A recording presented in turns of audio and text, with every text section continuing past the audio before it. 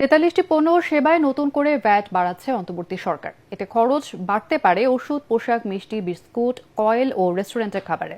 বিমানে চলাচলে বাড়বে ব্যয়। রাজস্ব আয় বাড়াতে এমন উদ্যোগ নেওয়া হয়েছে বলে জানান অর্থ উপদেষ্টা। দাবি করেন এতে জনজীবনে খরচের চাপ বাড়বে না। সচিবালয়ে ক্রয় সংক্রান্ত উপদেষ্টা কমিটির বৈঠক শেষে এসব কথা বলেন তিনি। আরও জানাচ্ছেন মাহবুব কবির চপল।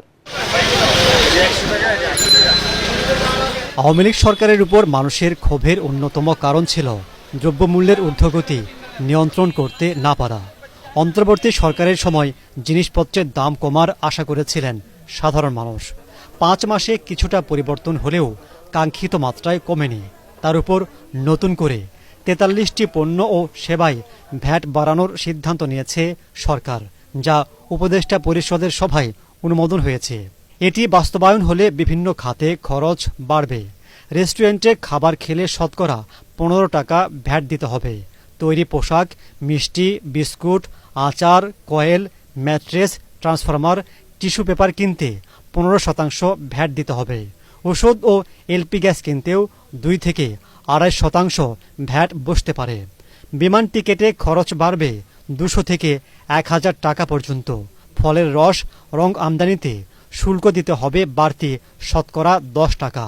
মদের শুল্ক বাড়িয়ে 30% এবং তামাকে 100% করা হয়েছে। এভাবে চলতি অর্থ বছরে 12,000 কোটি টাকা বাড়তি রাজস্ব আয়ের পরিকল্পনা করছে এনবিআর, যা আইএমএফের প্রেসক্রিপশন বলে ধারণা করা হচ্ছে। অন্তর্বর্তী সরকারের সময় স্বস্তির বদলে বাড়ছে ভ্যাটের বোঝা।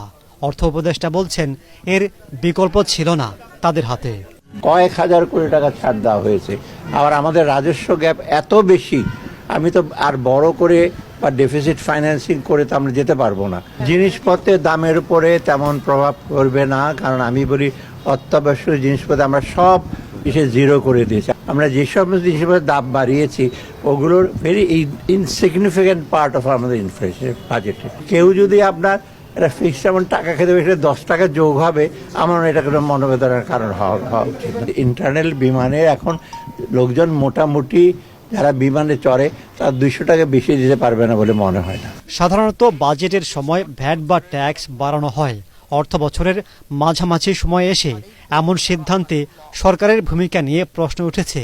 তারপরও অর্থ উপদেষ্টার যুক্তি, পার্শ্ববর্তী দেশগুলোর চেয়ে বাংলাদেশে ভ্যাট অনেক কম।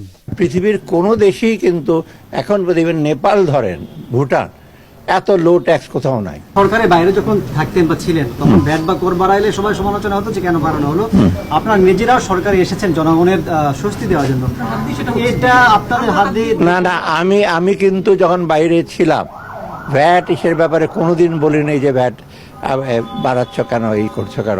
আমি বেশিরভাগ ক্রিটিসাইজ করতাম আর্থিক ডিসিপ্লিনের ব্যাপারে। আগামী বাজেটে করের আওতা বাড়ানোর ইঙ্গিত দেন অর্থ উপদেষ্টা। সেটা এখন বলবো না, আপনি জানতে পারবেন তখন। মাহবুব কবির চপল, এটিএন বাংলা, ঢাকা।